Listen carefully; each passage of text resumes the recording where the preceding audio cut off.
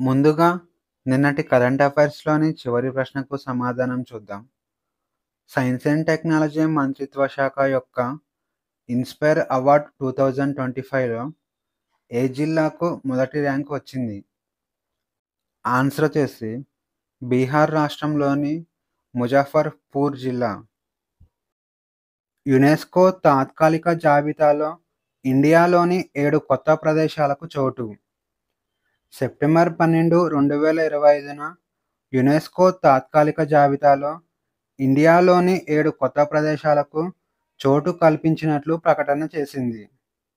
ఇక ఆ 7 ప్రదేశాల యొక్క వివరాలు చూసుకుంటే, మొదటగా ఆంధ్రప్రదేశ్‌లోని తిరుపతిలోని తిరుమల కొండలు, రెండవది ఆంధ్రప్రదేశ్‌లోని విశాఖపట్నంలో గల ఎర్రమట్టి దిబ్బలు, మూడవది మహారాష్ట్రలోని మహాబలేశ్వర్‌లో గల దక్కన్ ట్రాప్స్, నాలుగవది కర్ణాటకలోని ఉడిపిలో గల సెయింట్ మేరీస్ ఐలాండ్ క్లస్టర్, ఐదవది నాగాలాండ్‌లోని కిఫిర్‌లో గల నాగా కొండలు, ఆరవది కేరళలోని వర్కలలో గల వర్కల లాటరైట్ కొండ నిర్మాణం, ఏడవది మేఘాలయలోని మేఘాలయన్ యుగ గుహలు.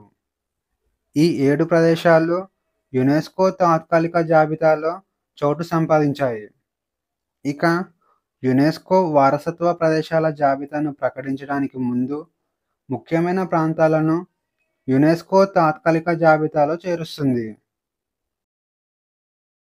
ఇండియాలోని ఏకైక ఆఫ్రికన్ ఏనుగు శంకర్ మరణం.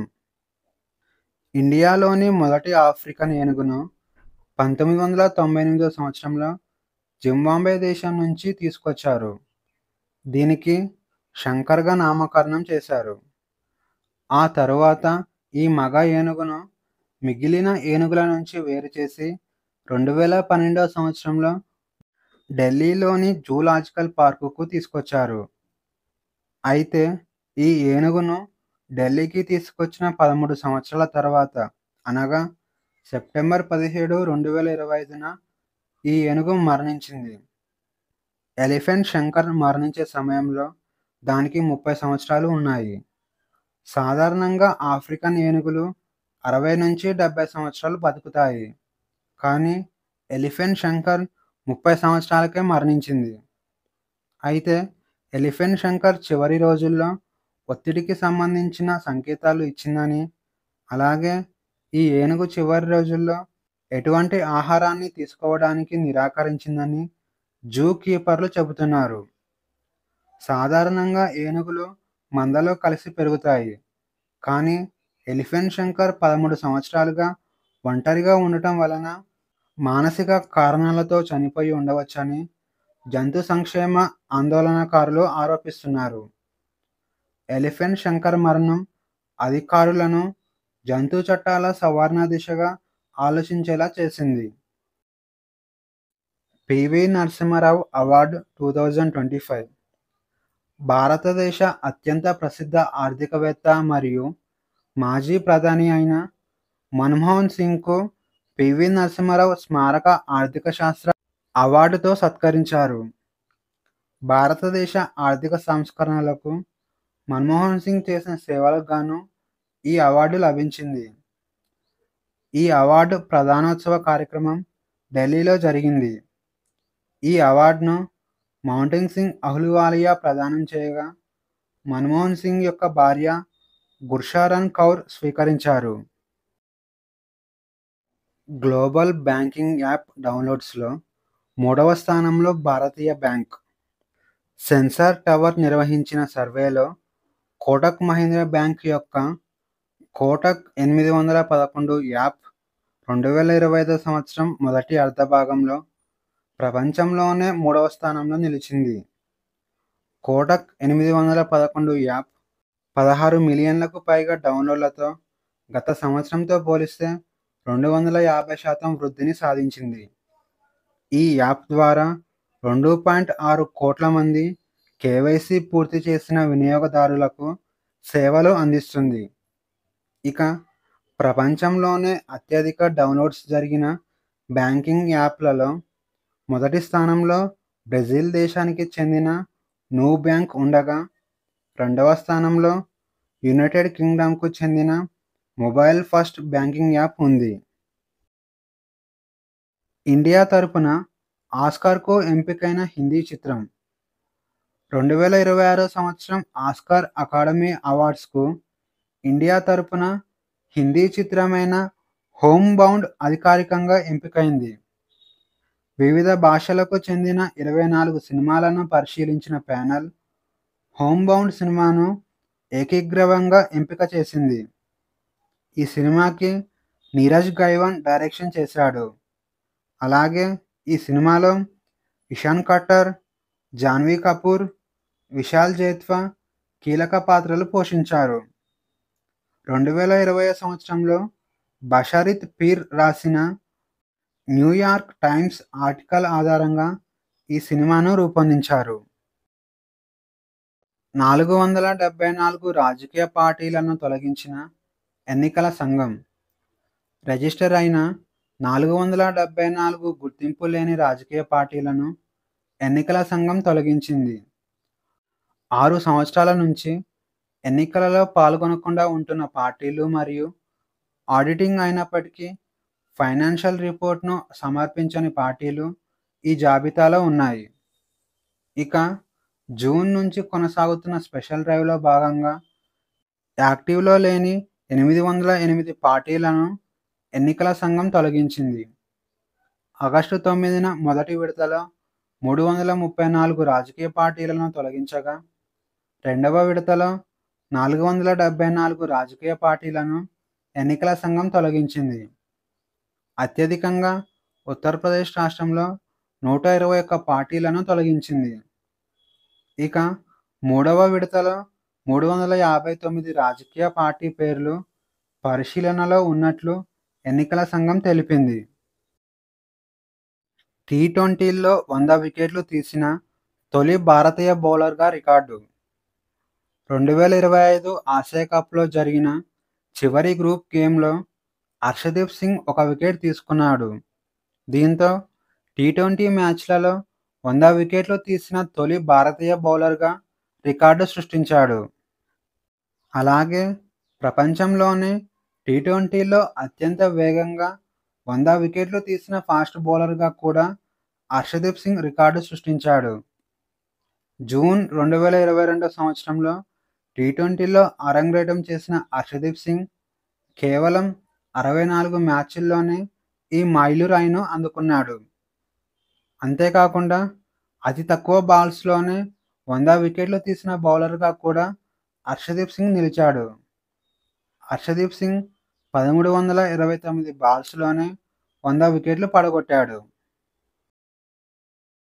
ఇక ఈరోజు క్వశ్చన్స్ వచ్చేసి, గ్లోబల్ ఇన్నోవేషన్ ఇండెక్స్ 2025ను ఏ సంస్థ ప్రచురించింది? ఏ. అంతర్జాతీయ ద్రవ్యనిధి, బి. ప్రపంచ bank, C. World intellectual property organisation, D. ఐక్యరాజ్యసమితి. ఆన్సర్ వచ్చేసి option C, world intellectual property organisation. ఇటీవల ప్రారంభించిన పీఎం మిత్ర పార్కు ఏ రాష్ట్రంలో ఉంది? A. Maharashtra, B. Rajasthan, C. Gujarat, D. Madhya Pradesh.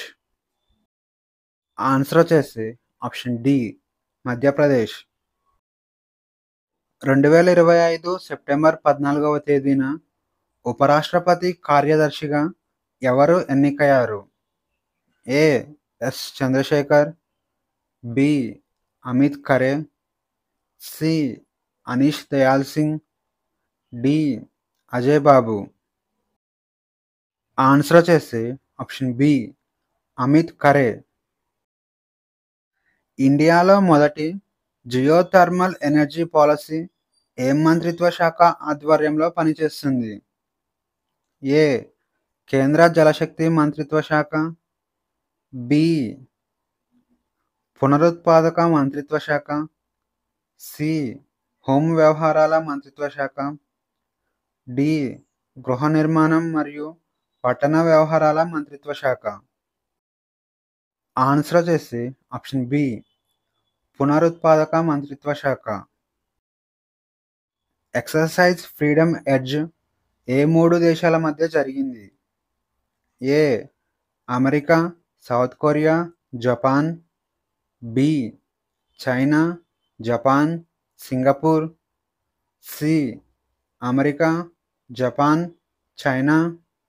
D South Korea, China, Singapore. Answer వచ్చేసి option A America, South Korea, Japan. కింది వారిలో రోషన్ అఖ్తర్ అని పిలువబడే మొఘల్ చక్రవర్తి ఎవరు? A Ahmad Shah, B Muhammad Shah, C Jahandar Shah, D Shah Alam.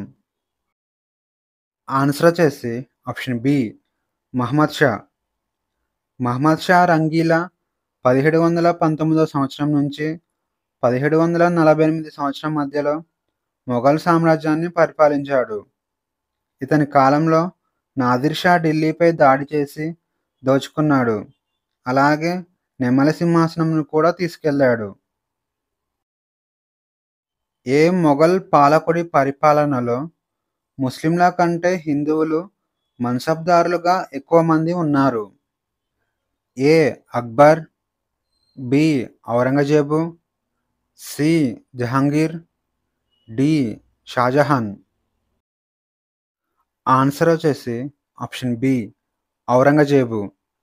Aurangzeb పరిపాలనలో ముస్లింల కంటే ఎక్కువగా మన్సబ్దారులుగా హిందువులు ఉన్నారు. 1576 సంవత్సరం కింది వాటిలో దేనికి ప్రసిద్ధి చెందింది? ఏ తల్లికోట యుద్ధం, బి హల్దీఘాట్ యుద్ధం, సి గగ్రోన్ యుద్ధం, డి ఖర్గావ్ యుద్ధం. ఆన్సర్ వచ్చేసి ఆప్షన్ బి హల్దీఘాట్ యుద్ధం.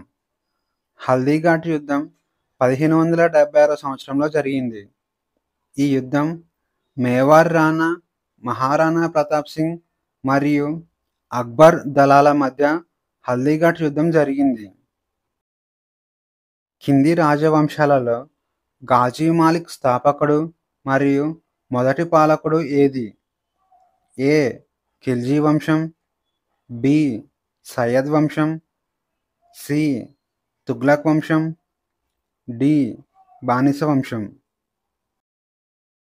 ఆన్సర్ వచ్చేసి ఆప్షన్ సి తుగ్లక్ వంశం.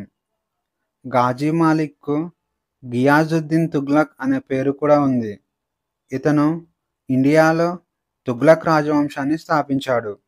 అలాగే తుగ్లక్ వంశానికి మొదటి పాలకుడుగా నియమితులయ్యాడు. కింది వారిలో ఎవరు మొఘల్ చక్రవర్తి కాలంలో సంగీతంపై సూర్ సాగర్ అనే గ్రంథాన్ని రాయబడింది? A Humayun, B Akbar, C Jahangir, D Shah Jahan. Answer వచ్చేసి ఆప్షన్ బి అక్బర్. సూరదాసు సూర్ సాగర్ అనే గ్రంథాన్ని రాశాడు. ఇతను అక్బర్ సమకాలికుడు. Question of the day. 2025 సంవత్సరం దాదాసాహెబ్ ఫాల్కే అవార్డు విజేత ఎవరు? ఈ ప్రశ్నకు సమాధానం తెలిస్తే కామెంట్లో తెలియజేయండి. ఈ వీడియోలోని కంటెంట్ మీకు నచ్చినట్లయితే లైక్ చేయండి, షేర్ చేయండి, అలాగే సబ్స్క్రైబ్ చేసుకోవడం మర్చిపోకండి.